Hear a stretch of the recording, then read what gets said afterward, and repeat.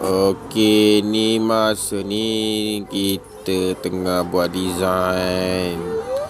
Dia punya lining tu ada 3 color termasuk color body hitam, kuning, kelabu. Masa ni kita buat lakar dulu. Lepas tu kita tarik tape tu, bentukkan dulu. Kita hanya gunakan kamera handphone untuk buat lakaran, sebab dia bagi gambar lakaran pun dalam telefon. Kita tak ada visual yang berkertas, hanya visual di dalam telefon saja. Okey, masa ni tengah buat lining kuning dulu. Okey, lepas tu hitam. Lepas tu belakang ni kita simen balik. Banyak juga simennya ni. Kita simen semula, kita kopik, kita buang yang karat. Okey, video yang selepas ini, video dia seperti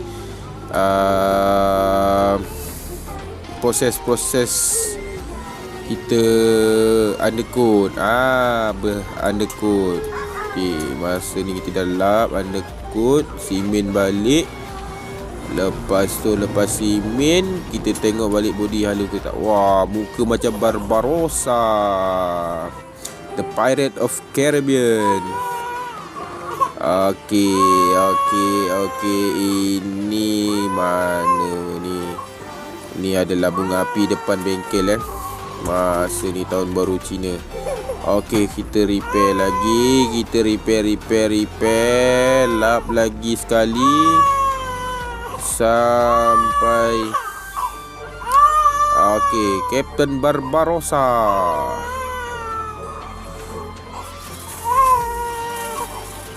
Okey, ini namanya. Okey, cat dalam.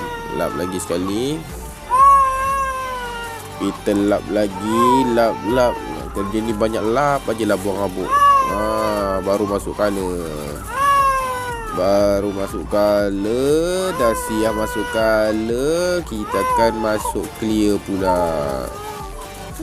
Banyaklah proses-proses ni sebab dia ada lining. Design ni kita buat sendiri. Kita hanya melalui telefon saja. Dia hanya bagi design melalui telefon, tak ada visual kertas.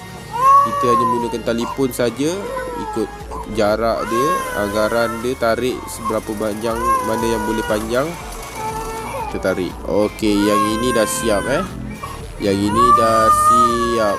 Okey.